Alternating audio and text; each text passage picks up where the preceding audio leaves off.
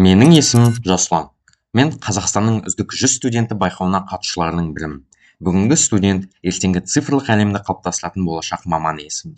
Мақсатым бүгін және болашақта да өз еліме іс жүзінде пайдасы тиетін бағдарламалар жасау және қазірден осы мақсатқа жету үшін әрекет ету. Еңбегімді бағалаған ұстаздар сені нақтап, колледж намысын қорғау. Іздендім, көп еңбектендім. Нәтижесінде WorldSkills кәсіби шеберлік конкурсында колледж деңгейінде веб әзірлеу бағыты бойынша бірінші орын алып, енді қалалық кезеңде колледжімнің намысын қорғаймын. Және де мен кәсіпкерім грант турнирінде республикалық финалда 1000-ға жуық халықаралық команда ішінен технологиялық кәсіпкерлік бағытында бірінші орын иеленіп, Қазақстан Республикасының оқу ағарту министрлігімен марапатталдым.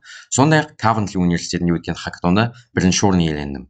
Түрлі форумдар мен конференцияларға қатысып, Атамекен бизнес телеарнасына сұхбат бердім.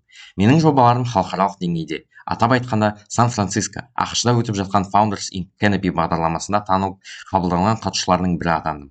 Product Hunt платформасына Кодхау атты жобамды іске қосқан күні әлемнің 100-ден астам бағдарламашылары мен кәсіпкерлері қолдап, жүздеген стартап арасында топ 14-ші орынға қол жеткіздім.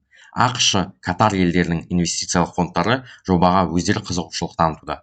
Әлемнің түкпір-түкпірінен үздік технологиялық таланттарын іздеп, $250 мың инвестиция бөлетін Лондондағы Entrepreneurs First атты стартап бағдарламасына қабылдауға талант инвестормен сұхбатқа шақырылдым. Әлемдегі ең ірі әрі беделді стартап акселераторы Y Combinator'ның Швеция астанасы Стокгольмде өтетін халықаралық конференциясына жеке таңдалып шақыру алдым. Кодхау жобасы бұл жасанды интеллектке әлемнің үздік бағдарламашыларының тәжірибесін үйретуге арналған жүйе. Қазіргі таңда әлем бойынша 20-дан астам қолданушылар бар. Сонымен қатар ақылды жүйелер мен жасанды интеллект институты жазғы ғылыми бағдарламасына толық грант иегері ретінде іріктеліп, жасанды интеллектті ғылыми зерттеуге қатысамын. Бұл жетістіктер үлкен еңбектің нәтижесі, және бұл тек бастамасы ғана.